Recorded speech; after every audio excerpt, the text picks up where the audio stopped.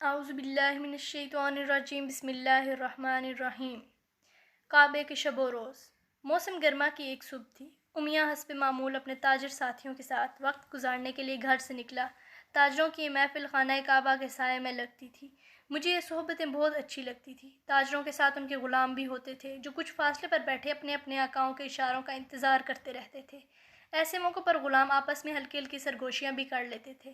ادھر ادھر کی جھوٹی سچی خبریں مل جاتی تھیں اور وقت اچھا گزر جاتا تھا۔ سب سے زیادہ لطف ان محفلوں کا یہ تھا کہ ہم غلام لوگ بھی سائے میں بیٹھتے تھے۔ مکے میں سایہ ایک نعمت سے کم نہیں، اور پھر ہم غلاموں کو تو یوں لگتا تھا جیسے سخت حبس میں سانس لینے کے لیے ٹھنڈی تازہ ہوا کا جھونکا میسر آیا۔ مکے میں کچھ نہیں اگتا تھا، نہ پودے، نہ پھول، نہ گھاس، نہ درخت۔ دن بھر سورج کی تمازت سے ارد گرد کی پہاڑیاں تانبے کی طرح تپ اٹھتی تھیں اور رات گئے ان کی تپش مکے کی فضا میں آگ برساتی رہتی ہے۔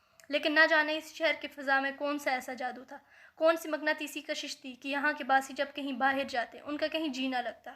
وہ مکے کے لیے اداس ہو جاتے اور کاروبار سے فارغ ہوتے ہی مکے کی راہ لیتے، یہاں تک کہ مکے کے نام پر اونٹوں کے بھی کان کھڑے ہو جاتے اور وہ بھی اپنی رفتار تیز کر دیتے۔ میں تو محض ایک غلام تھا اور مکے کی ذلت اور رسوائی کے سوا میں نے دیکھا ہی کیا تھا۔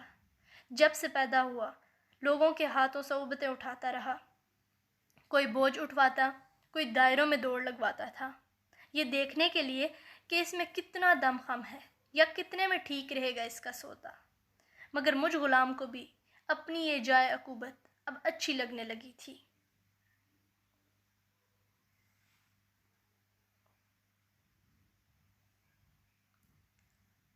آج میرے سامنے پیالے میں دمشق کا ٹھنڈا اور میٹھا پانی رکھا ہے، لیکن کوئی میرے دل سے پوچھے کہ اس پانی کا زمزم کے تیکھے نمکیات ملے پانی سے کوئی مقابلہ ہی نہیں۔ خانہ کعبہ کے صحن میں زمین سے ابلتا ہوا زمزم کا پانی مجھ جیسے غلام چلوؤں سے پیا کرتے تھے۔ ایسا کیوں تھا؟ کیا سحر تھا مکے کی فضا میں، ایک غیر ذی زرع وادی میں، سورج کی حدت سے تپتا ہوا یہ شہر، نہ کوئی درخت، نہ سبزہ، نہ پرندے، نہ تتلیاں، فطرت کی چھوٹی سے چھوٹی توجہ بھی محروم یہ نگری۔ کیا بات تھی اس میں کہ سب کے دلوں میں گھر کر رکھا تھا، ذہنوں پر کچھ اس طرح قبضہ کر رکھا تھا اس شعر نے کہ ہر دل کی دھڑکن بنا ہوا تھا۔ اس کا صرف ایک ہی جواب تھا، نہایت واضح اور مختصر۔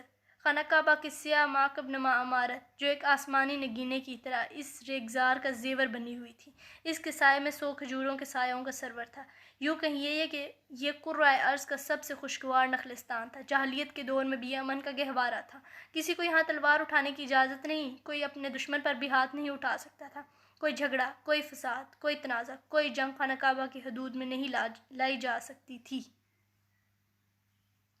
خانہ کعبہ اللہ کا یہ گھر حضرت ابراہیم علیہ السلام نے تعمیر کیا تھا، صرف ایک اللہ وحدہ لا شریک کی عبادت کے لیے۔ لیکن پھر انسانی ذہنوں میں کچھ ایسا خلفشار پیدا ہوا کہ یہ عظیم عبادت گاہ لکڑی اور پتھر سے بنائے ہوئے بتوں کا گودام بن گئی۔ ان بتوں کو عرب اپنے خداؤں کا درجہ دیتے تھے، یعنی پہلے تو اس قادر مطلق کا تصور گم ہوا، پھر اس کی جگہ بتوں نے لے لی، اور پھر ایک نہیں سینکڑوں خداؤں کا تصور ابھرا، اور پھر وحدانیت الہی کی یہ قدیم علامت 360 بتوں کا مسکن بن گئی، جو بیچے جاتے تھے، خریدے جاتے تھے، اور ہر خرید و فروخت پر منافع کمایا جاتا تھا۔